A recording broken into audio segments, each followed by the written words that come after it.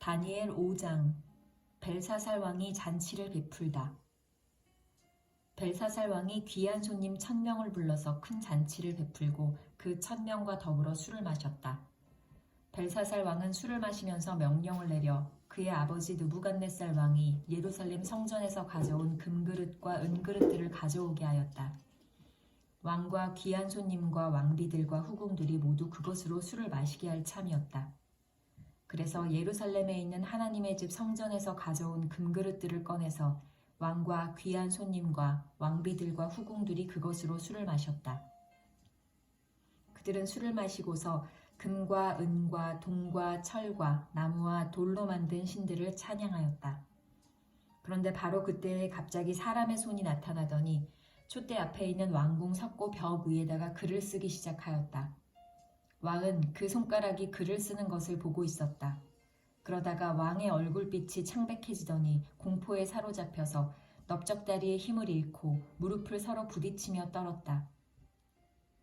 왕은 큰 소리로 외쳐서 주술가들과 점성술가들과 점성가들을 불러오게 하였다. 그들이 들어왔을 때 그는 바빌론의 지혜자들에게 말하였다. 누구든지 이 글자를 읽고서 그 뜻을 나에게 알려주는 사람은 자색 옷을 입히고 금 목걸이를 목에 걸어주며 이 나라에서 셋째 가는 통치자로 삼겠다. 왕궁 지혜자들이 모두 나왔으나 아무도 그 글자를 읽는 사람이 없었고 그 뜻을 왕에게 알려주는 사람도 없었다. 벨사살 왕은 크게 낙심하여 얼굴빛이 변하였고 손님들도 당황하였다. 왕과 귀한 손님들의 고함 소리를 듣고서 왕의 어머니가 연회장으로 들어왔다. 왕의 어머니가 왕에게 말하였다. 임금님의 만수무강을 빕니다. 임금님은 너무 번민하지 마시고 얼굴에서 근심을 떨쳐버리시기 바랍니다. 임금님의 나라에 거룩한 신들의 영을 받은 한 사람이 있습니다. 그는 임금님의 아버지 때에 명철과 총명과 신들의 지혜와 같은 지혜를 가진 사람으로 알려진 인물입니다. 임금님의 아버지 느부갓네살 왕께서는 그 사람을 마술사들과 주술가들과 점성술가들과 점성가들의 우두머리로 세우셨습니다. 그의 이름은 다니엘입니다. 그에게는 탁월한 정신과 지식과 꿈을 해몽하는 총명이 있어서 수수께끼도 풀었고 어려운 문제도 해결했습니다. 느부갓네살 왕은 그의 이름을 벨드사살이라고 부르셨습니다.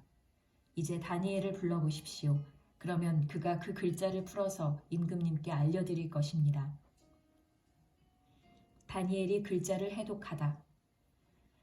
다니엘이 왕 앞에 나아오니 왕이 다니엘에게 물었다.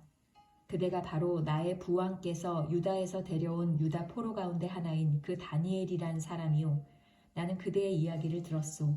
그대에게는 신들의 영이 있고 명철과 총명과 탁월한 지혜가 있다고 들었소. 내가 지혜자들과 주술가들을 이리로 불러와서 이 글자를 읽고서 내 앞에서 그 뜻을 알아내라고 하였으나 그들이 이 글자의 뜻을 나에게 풀이하여 주지 못하였소. 그러나 나는 그대가 글자를 해석할 수 있고 어려운 문제도 풀 수 있다고 들었소.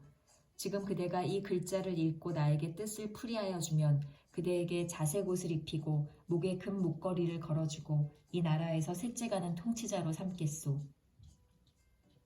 다니엘이 왕 앞에서 아뢰었다.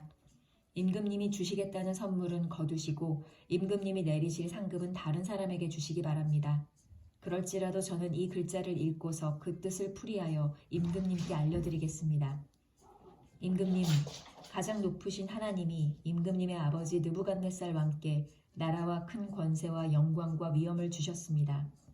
하나님이 그에게 큰 권세를 주셨으므로 민족과 언어가 다른 뭇 백성들이 그 앞에서 떨면서 무서워하였으며 부친께서는 마음대로 사람을 죽이기도 하고 마음대로 사람을 살리기도 하고 마음대로 사람을 높이기도 하고 마음대로 사람을 낮추기도 하셨습니다. 그러나 부친께서 마음이 높아지고 생각이 거만해지셔서 교만하게 행동을 하시다가 왕 위에서 쫓겨나셔서 명예를 잃으신 일이 있었습니다. 사람 사는 세상에서 쫓겨나시더니 그의 마음은 들짐승처럼 되셨고 들나귀와 함께 사셨으며 소처럼 풀을 뜯으셨고 몸은 하늘에서 내리는 이슬로 젖으셨습니다.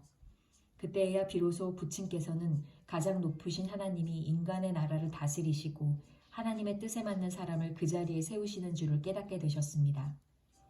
느부갓네살의 아드님이신 벨사살 임금님은 이 모든 일을 아시면서도 마음을 겸손하게 낮추지 않으시고 하나님의 임금님이시요 주님이신 분을 거역하시고 스스로를 높이시며 하나님의 성전에 있는 그릇들을 가져오게 하셔서 임금님과 귀한 손님과 왕비들과 후궁들이 그것으로 술을 마시게 하셨습니다. 그리고 임금님은 보거나 듣거나 알지도 못하는 금과 은과 동과 쇠와 나무와 돌로 만든 신들은 찬양하시면서도 임금님의 호흡과 모든 길을 주장하시는 하나님께는 영광을 돌리지 않으셨습니다. 그러므로 하나님이 손을 보내셔서 이 글자를 쓰게 하신 것입니다. 기록된 글자는 바로 메네 데겔과 바르신입니다. 그 글자를 해석하면 이러합니다.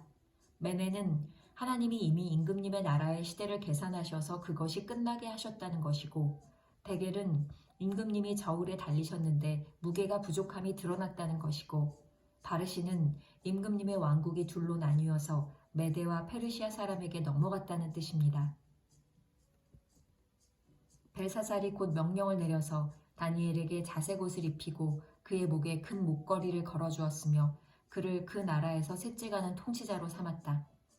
바로 그날 밤에 바빌로니아의 벨사살 왕은 살해되었고 메대 사람 다리우스가 그 나라를 차지하였다. 다리우스의 나이는 62살이었다.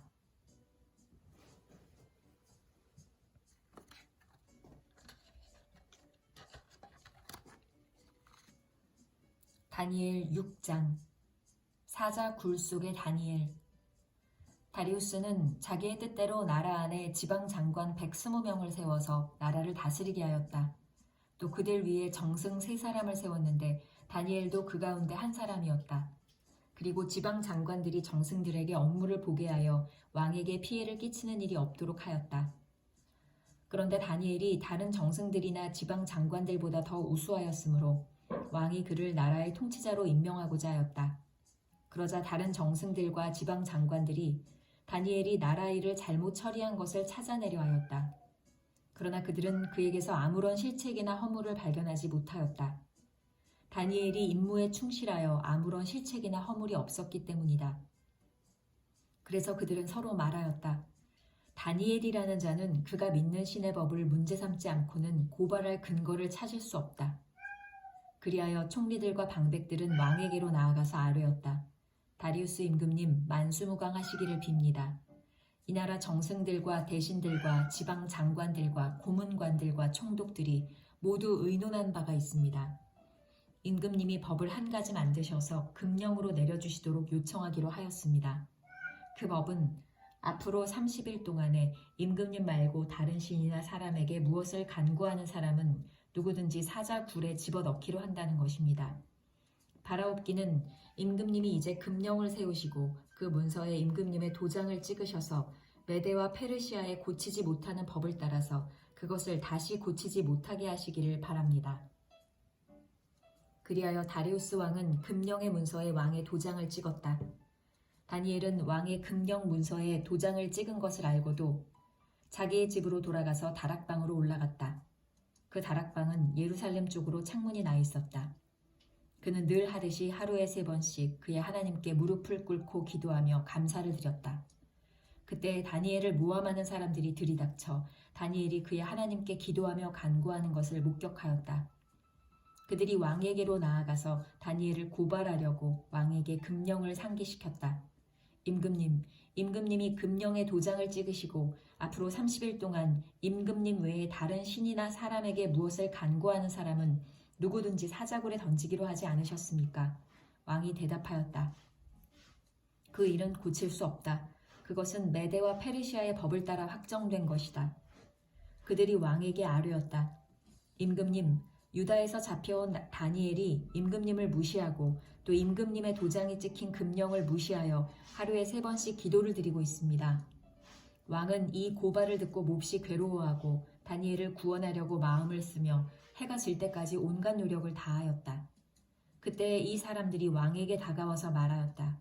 임금님, 메대와 페르시아의 법은 임금님이 한번 금령이나 법률을 세우시면 그것을 바꾸실 수 없다는 사실을 기억하시기 바랍니다. 그래서 왕이 명령을 내리니 그들이 다니엘을 끌어다가 사자굴에 던져 넣었다. 왕이 다니엘에게 말하였다. 그대가 늘 섬기는 그대의 하나님이 그대를 구하여 주시기를 비오. 사람들이 돌 하나를 굴려다가 어귀를 막았고 왕이 그 위에 자기의 도장과 귀인들의 도장을 찍어서 봉하였다. 이렇게 하여서 다니엘에게 내린 조치를 변경할 수 없게 하였다. 그 뒤에 왕은 궁전으로 돌아가서 그날 밤을 뜬 눈으로 지새우며 먹지도 마시지도 않고 즐거운 일은 아무것도 하지 못하게 하였다. 이튿날 동이 틀 때에 왕은 일어나는 길로 곧 사자굴로 갔다. 그 굴 가까이에 이르러서 왕은 슬픈 목소리로 외치며 다니엘에게 말하였다. 살아계신 하나님의 종 다니엘은 들으시오. 그대가 늘 섬기는 그대의 하나님이 그대를 사자들로부터 구해주셨소. 다니엘이 왕에게 아뢰었다. 임금님의 만수무강을 빕니다. 나의 하나님이 천사를 보내셔서 사자들의 입을 막으셨으므로 사자들이 나를 해치지 못하였습니다. 그것은 하나님 앞에서 나에게는 죄가 없다는 사실이 드러났기 때문입니다. 임금님, 나는 임금님께도 죄를 짓지 않았습니다. 왕이 매우 기뻐하면서 다니엘을 굴에서 끌어올리도록 명령하니 사람들이 다니엘을 굴에서 끌어올렸다. 그가 자기 하나님을 신뢰하였기 때문에 그에게서는 아무런 상처도 찾아볼 수 없었다. 왕이 명령을 내려서 다니엘을 헐뜯은 사람들을 데려오게 하고 그들과 그 자식들과 아내들을 사자굴에 던져 넣으니 그들이 굴 밑바닥에 닿기도 전에 사자들이 그들을 움켜서 그 뼈까지 부서뜨렸다. 그때 다리우스 왕은 전국에 사는 민족과 언어가 다른 뭇 백성에게 조서를 내렸다. 내 백성에게 평화가 넘치기를 바란다. 내가 다음과 같이 법령을 공포한다. 내 나라에서 나의 통치를 받는 모든 백성은 반드시 다니엘이 섬기는 하나님을 공경하고 두려워하여야 한다. 살아계신 하나님이 영원히 다스리신다. 그 나라는 멸망하지 않으며 그의 권세 무궁하다. 그는 구원하기도 하시고 건져내기도 하시며 하늘과 땅에서 표적과 기적을 행하시는 분, 다니엘을 사자의 입에서 구하여 주셨다. 바로 이 사람 다니엘은 다리우스 왕이 다스리는 동안과 페르시아의 고레스 왕이 다스리는 동안 잘 살았다.